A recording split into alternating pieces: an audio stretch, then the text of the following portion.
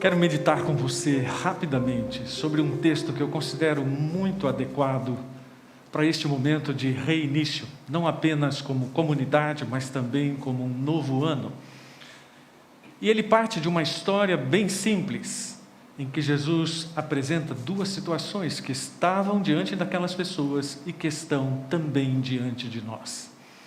Alguns anos atrás eu fazia uma meditação semanal com um grupo de pessoas numa atividade comunitária da igreja, e naquele dia antes mesmo de ler o que eu ia ler da Bíblia e de falar qualquer outra coisa, eu disse: e disse Jesus, um dia a casa cai. E até mesmo aquelas pessoas que estavam desinteressadas pararam e se voltaram para mim como quem diz: isso está mesmo na Bíblia? É claro que não está com essas palavras. Mas de certa forma, quando Jesus está falando aos seus discípulos, lá no capítulo 6 de Lucas, versículo 46, você pode ler comigo, ele diz: por que vocês me chamam Senhor, Senhor, se não fazem o que eu digo? Eu lhes mostrarei como é aquele que vem a mim, ouve as minhas palavras e as pratica. Ele é como a pessoa que está construindo uma casa e que cava fundo e coloca os alicerces em rocha firme. Quando a água das enchentes sobe e bate contra essa casa, ela permanece firme, pois foi bem construída. Mas quem ouve e não obedece é como a pessoa que constrói uma casa sobre o chão, sem alicerces. Quando a água bate nessa casa, ou quando a água bater nessa casa, ela cairá, deixando uma pilha de ruínas. Ore comigo. Senhor Deus, ilumina nosso coração, para que vejamos com clareza o tipo de construção que estamos dando à nossa vida. Ajuda-nos a mudarmos nossas escolhas em função daquilo que a Tua Palavra nos aconselha. E que sejamos vitoriosos em 2021, não por causa das nossas escolhas, mas por causa da Palavra e da pessoa de Cristo. Em nome de Jesus. Amém.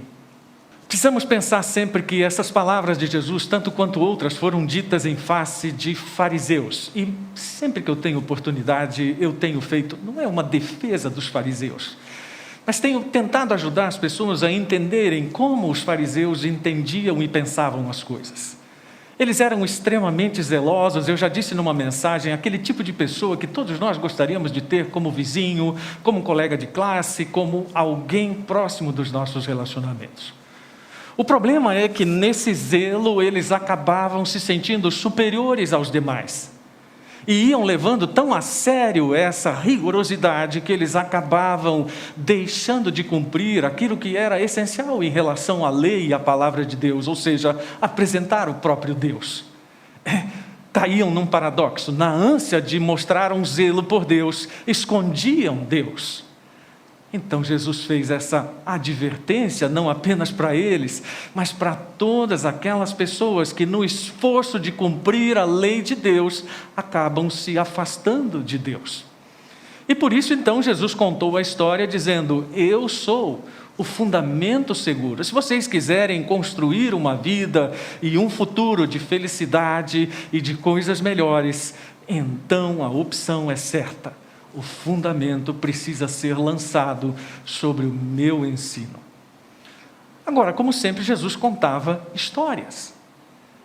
E esta história que ele conta diz respeito a uma realidade bem simples. Quem obedece e cumpre aquilo que ele disse e quem não obedece aquilo que ele disse. Quando Tiago diz: não se limitem, porém, a ouvir a palavra, mas ponham em prática, ou ponham-não em prática, ele está afirmando muito claramente que quem não fizer isso vai enganar a si próprio. E nesse começo de ano, nosso desafio é: como é que eu posso tornar esse ensinamento prático na minha vida? Entendendo a história que Jesus contou. Quando Jesus fala sobre casa, certamente ele está lembrando que casa é um símbolo universal de vida. Não é à toa que na própria palavra de Deus e no Novo Testamento, ele diz que a igreja é a casa de Deus, ou seja, onde a vida de Deus se manifesta nas pessoas. Então, vida é construir.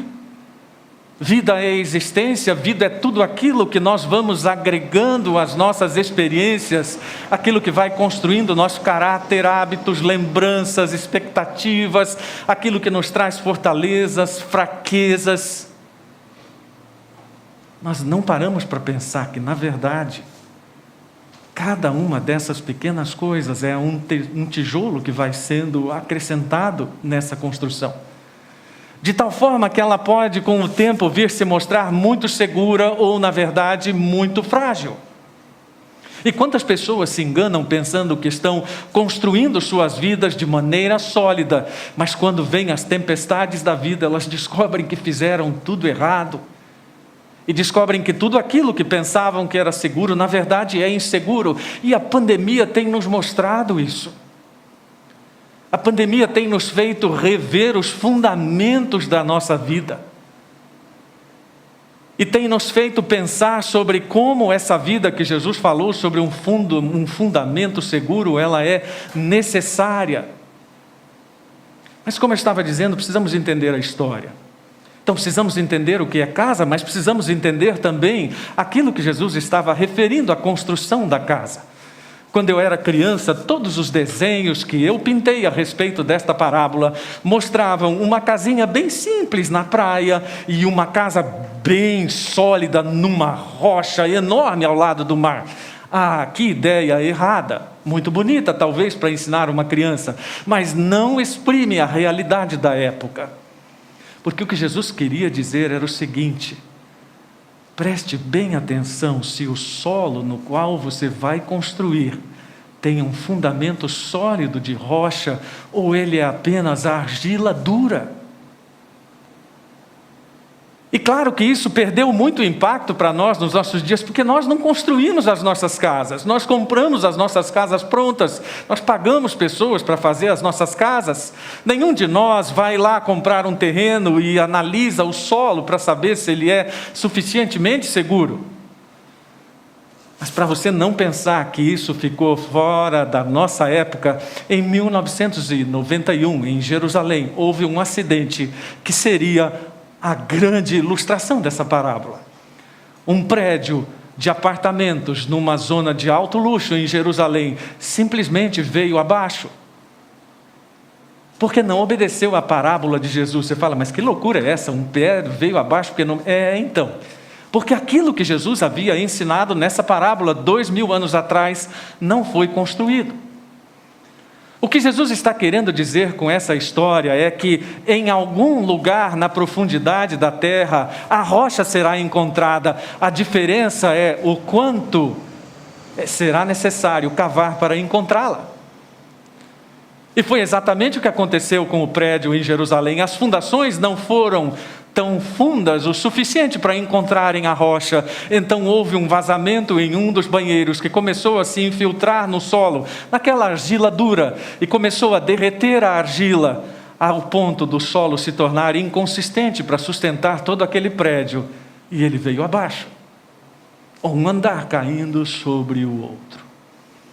Ou seja, o que Jesus está dizendo é que o Evangelho e aquilo que ele ensina não é para gente preguiçosa.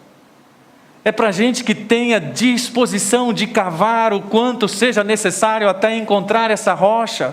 O que significa, em palavras bem práticas, adotar uma ética responsável, dentre outras coisas. Uma ética baseada no Sermão do Monte como paradigma. Cavar até o ponto de viver uma liberdade individual respeitosa. Um amor capaz de transcender qualquer diferença, um serviço que seja expressão de adoração verdadeira a Deus e uma vida que seja uma completa entrega a tudo Ele, ou a tudo que é dele. A alma do crente, disse um teólogo, cava fundo, penetrando na natureza de Deus para descobrir qual o tipo de justiça em que achará alívio e se harmonizará com a justiça e infinita santidade de Deus. Ou seja, não tenha pressa, não tenha preguiça para cavar o quanto for necessário até achar a justiça de Deus, que se harmonize com a santidade dele e que traga à sua vida o fundamento sólido. Agora, claro que tudo isso está enraizado numa vida oculta com Deus. Quando nós olhamos para a história, a primeira impressão é dizer: Jesus está falando dos hipócritas, e eu não sou hipócrita. Bom, ainda que Jesus tenha lidado muito com a hipocrisia, a grande questão é que o pecado tirou de nós essa percepção e consciência da transcendência. É preciso lembrar, como diz Kierkegaard, que contra Deus nós sempre estamos em erro. E então, na verdade, cavar mais fundo é também transformar a nossa vida oculta com Deus de tal forma que ela seja uma expressão grande da própria presença de Deus no nosso íntimo. Mas como é que nós sabemos que isso está funcionando? Simples. Quando vêm as tempestades. E se a nossa vida oculta com Deus está firmada no ensino dele, nós vamos perceber que, apesar de todo o sofrimento, Deus está presente no meio das aflições. Eu não gostaria de ter esta pesquisa hoje, mas números bem frios, a minha família sofreu este ano uma perda de pessoa querida por dia. É isso mesmo, são 10 pessoas que morreram. E eu disse para minha esposa no café da manhã: é triste começar cada dia pensando que alguém nos deixou. Esta manhã foi o pastor que me antecedeu no ministério lá em Santos. Mas em tudo isso temos experimentado a presença de Deus no meio das lágrimas. Em tudo isso temos nos calado diante de Deus. Uma das coisas que eu disse no começo da pandemia é que a pandemia era uma oportunidade que Deus estava nos dando para nos calarmos e para orarmos. Mas a pandemia se transformou numa verdadeira batalha de pessoas querendo manifestar suas opiniões e sobrepor suas opiniões sobre todas as coisas. A pandemia tem nos empurrado para dentro de nós. Tem testado se continuamos crendo nos justos juízos de Deus e se temos descansado nele. Porque isso nos lembra que não é do caráter de Deus nos afligir sem necessidade. Deus não tem o menor prazer. Ontem foi sepultada a esposa de um dos meus grandes amigos pastores, 54 anos. Há 3 dias que estamos de luto em casa, porque ela morreu na quinta-feira, mas por questão de doação de órgãos, o sepultamento ocorreu apenas ontem. E quando uma pessoa tão querida nossa morre, nós precisamos lembrar aquele texto de Salmo 116, em que Deus diz: Deus vê com pesar a morte dos seus fiéis. Um texto que por muito tempo foi interpretado como Deus se alegra com a morte dos seus fiéis. Não é do caráter de Deus nos afligir. Mas é do caráter de Deus nos aperfeiçoar, então precisamos nos entregar a isso. E em lugar de vivermos todas essas exterioridades que nós temos vivido, nós precisamos de uma existência oculta, centrada, que nos leve a distinguir entre o interior e o exterior, entre Deus e o mundo, entre o Espírito Santo e o nosso espírito. Porque confundir essas coisas nos leva a uma confusão de vida e a construirmos uma casa na argila que vai amolecer. E como não fazer isso?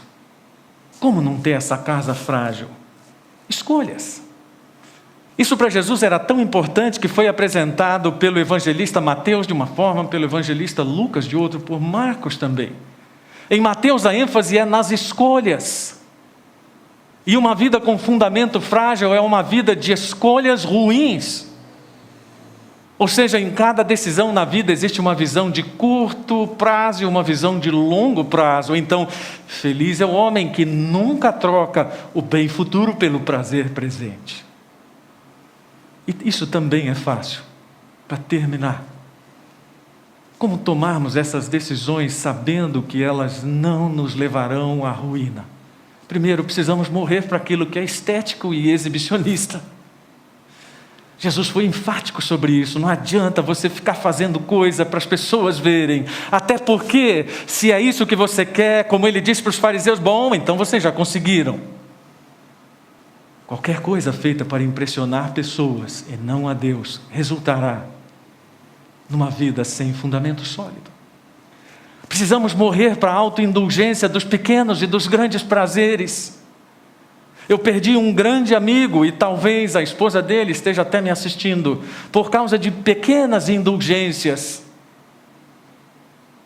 E estou dizendo isso porque ela diz publicamente, ele era diabético, mas ele sempre se permitia um docinho a mais, uma coisinha a mais. As pessoas que assim estão fazendo não se dão conta de que em pequenas indulgências e de uma em cima de outra, estão na verdade construindo preguiçosamente sua casa sobre um solo que vai derreter. Nós precisamos morrer também para todo aquele moralismo que não atende o critério de justiça de Deus. Não adianta você ser aquele sujeito rigorosamente certo, que gosta de tudo absolutamente correto, nos mínimos detalhes, mas isso não traduz a justiça de Deus. E na vida religiosa, como nós estamos cheios disso, não é verdade? É preciso uma vigilância constante, para que nós não sejamos achados nessa situação. E sabe, 2000 anos depois, nós olhamos para esse texto e pensamos, Jesus estava falando de crentes e não crentes, pessoas. Não, ele estava falando de pessoas que aceitavam o que ele dizia e seguiam, ou aquelas que não aceitavam. Ele está dizendo, eu sou a pedra, construam sobre mim, construam sobre as minhas palavras, e vocês não serão abalados. Não significa uma vida com uma proteção mágica contra todas as tempestades da vida, mas uma resistência a elas, um fundamento seguro. Então, no início de 2021, a minha mensagem para a comunidade batista em Moema é: vamos cavar mais fundo, vamos construir a nossa casa para durar para a eternidade, vamos tomar decisões que não sejam preguiçosas, que não sejam autoindulgentes, que não nos coloquem numa posição com a qual Deus não se alegra, mas que nos coloque numa posição de grande disposição para cavar, até encontrarmos a rocha sólida. Isso vale para a sua família, isso vale para o seu projeto de vida, isso vale para o seu projeto de negócio, isso vale para os seus relacionamentos. E que em 2021, todas essas áreas da vida sejam firmadas sobre esse sólido fundamento. Ore comigo, Senhor, dá-nos disposição neste ano para cavar mais fundo. Dá-nos disposição para entendermos que perseverar no cumprimento das Tuas palavras é também alcançar a segurança que tanto queremos para a vida eterna. Abençoa o nosso ano, ó Deus, abençoa as nossas decisões, abençoa a nossa comunidade, nas suas buscas, nos seus anseios, que sejam eles agradáveis a Ti, em nome de Jesus. Amém.